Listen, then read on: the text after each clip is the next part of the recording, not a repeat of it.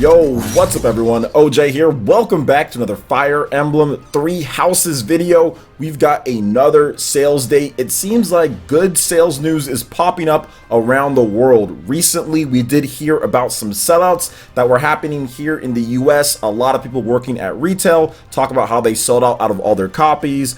Fire Emblem Three Houses was sold out at Walmart places. We don't have any sales numbers yet for the US here, and we're going to be getting sales numbers for Japan this upcoming week, so look forward to that on Wednesday. But it does seem like worldwide Fire Emblem Three Houses is a success, and now we have some more sales data coming out from the UK, where Fire Emblem Three Houses was the #1 game on the UK charts for the past week, and on top of that, it nearly doubles Awakening's launch sales and does even a bit more when it comes to the best-selling Fire Emblem game of all time, and that is Fire Emblem Fates with Conquest and Birthright. So let's go ahead and get right into the topic here from what Christopher Dring had to say via Twitter. And he says, Fire Emblem Three Houses is #1 in the UK charts this week, sold almost double the launch sales of 2013's Fire Emblem Awakening, and more than doubled combined sales of the first two Fire Emblem Fates games back in 2016. So let's go ahead and go over a little bit of history here. Fire Emblem Awakening was the relaunch of the Fire Emblem brand here in the West with the marketing and what they did. That game didn't jump out to an amazing start with a bunch of hype. It did have great reviews, but people still weren't looking at Fire Emblem in the same way that they look at it now at this point. It wasn't a major franchise for Nintendo, so while it did get marketing and it did do well starting out, it wasn't as good as what it could have been based on the reviews for the game. The game started picking up steam in the West as things went along. Same thing goes for Japan as well. And then all of that kind of snowballed into Fire Emblem Fates having a bigger opening than what we previously saw with any other Fire Emblem game in most of the world. And I think that what we saw with Fire Emblem Fates and what we saw with Awakening, now moving over to the Nintendo Switch, having that big of a jump in hardware prowess definitely helped the game boost the sales, and especially in the UK. So it's great to see the game be #1, especially in a territory where the Nintendo Switch is definitely not the top dog when it comes down to it. It's the PlayStation 4. That's usually the system that has the most top sellers, #1 selling games. But to see something like Fire Emblem be #1, and not only that, but even just take away from going with the other systems, but competing against what it's done before with previous Fire Emblem games, with Awakening and with Fates, and doubling up pretty much on both of those games, that is very impressive considering the install base of the Nintendo Switch is not as high as the 3DS was. It's still impressive to see this game outsell the previous best-selling Fire Emblem games before, because Awakening was the best-selling game and then Fates came out and surpassed that one. So this could very well be a 4 or 5 million unit seller by the end of the year when all things are said and done. I talked about this in a video last year that I did, talking about how Fire Emblem on Switch, the sales will shock you. I actually made 2 parts to it, and I think a lot of people are surprised, but I'm not too surprised with this because I knew this game was going to be an all-out effort from Intelligent Systems and Koei Tecmo. So great stuff there. So what do you guys think about Fire Emblem Three Houses doubling up on Awakening and Fates in the UK and the sales so far? Let me know your thoughts in the comment section below. All right, and moving on to the next topic here, we have some more information on Fire Emblem Three Houses and the development of the game,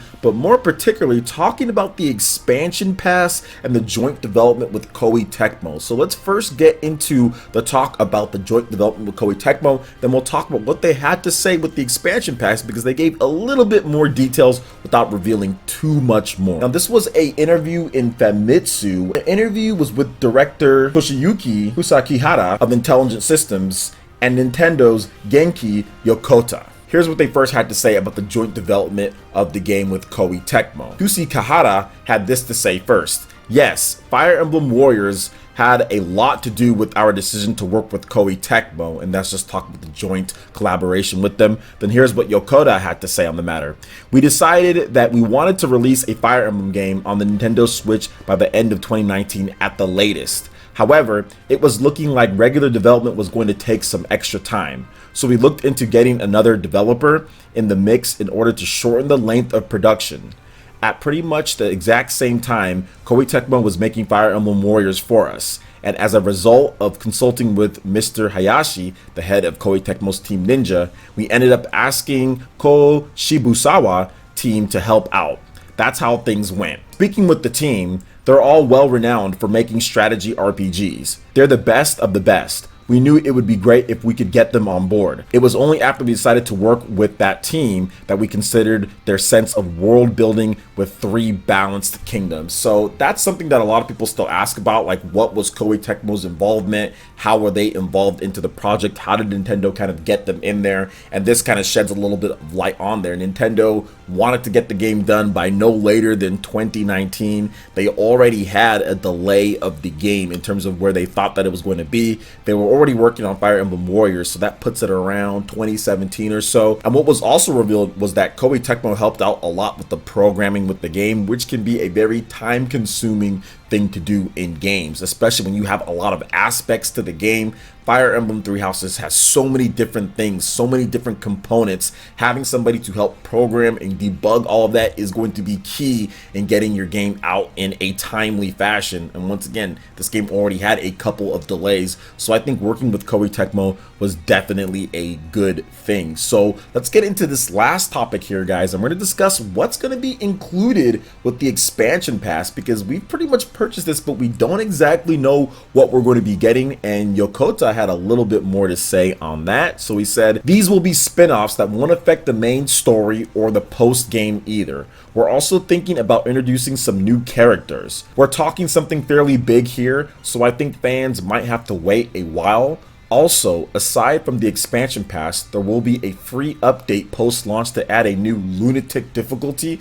Again, there might be a bit of wait for this, but I think skilled players can definitely look forward to it. So it gives you time to kind of go through the different houses, do what you want to do on there, and then when the lunatic difficulty comes out, bam, you can head right into that with a new game plus. Heck, there are already some people that have already beaten the game at this point and are on their second playthrough or so. So I do like the fact that they're adding in that lunatic difficulty mode in there for the expert players.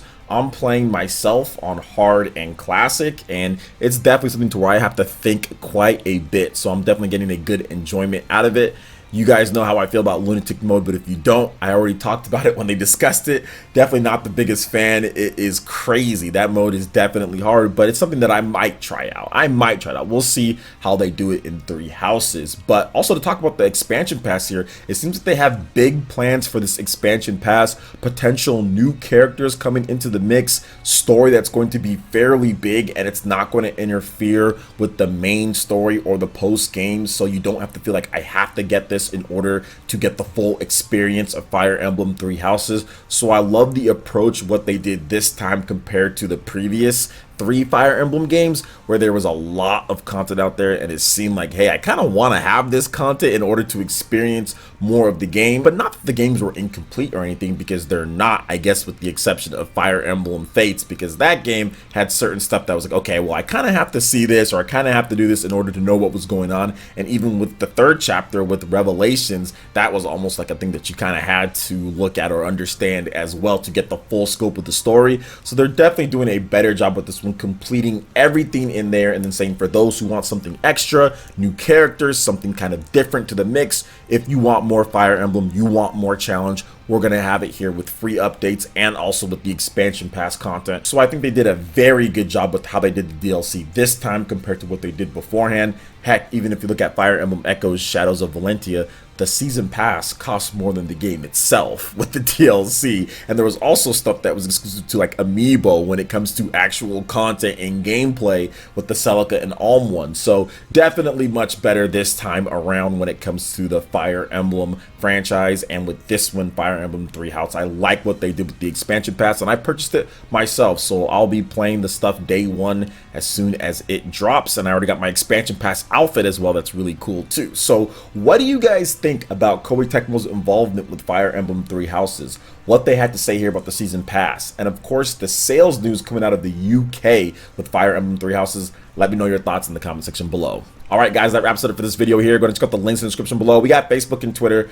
ahead and give us a like and a follow on our social media. Hit that like button if you did like this video. Let me know you guys want more content like this going forward in the future. And subscribe to PlayerEssence for latest RPG, Japanese, and Nintendo gaming news. Thank you so much for watching, and we'll catch you guys for the next one. Peace.